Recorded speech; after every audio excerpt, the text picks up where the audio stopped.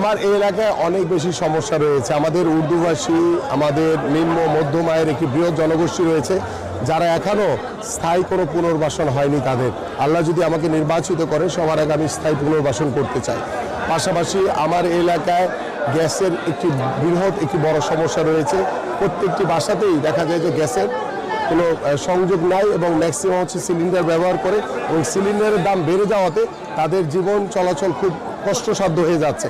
আল্লাহ যদি বাঁচিয়ে রাখে আমরা চেষ্টা করব যে বিগত সময়ে যে সিন্ডিকেট গ্রুপের কারণে বাংলাদেশের ঘরে ঘরে যে গ্যাসের সংযোগ বন্ধ করে দেওয়া হয়েছিল সেটাকে আমরা পর্যালোচনা করে আমরা ঘরে ঘরে সেই গ্যাসের সংযোগ দিতে পারি কিনা। পাশাপাশি আমার এলাকায় বেশ কিছু এলাকায় আমাদের পানির পাম্প তৈরি করতে হবে। যে পানির পাম্প তৈরি করার জন্য ইতিমধ্যে আমি বিগত সময়েও আমি ওয়াসার সাথে কথা বলেছি এবং তারা আশ্বস্ত করেছে যে ইনশাল্লাহ নির্বাচনের পরে আল্লাহর রহমতে এই জায়গায় পাম্পগুলো তৈরি করা হবে। পাশাপাশি আমার এলাকাতে এখানে জলাবদ্ধতার একটি বড় সমস্যা রয়েছে।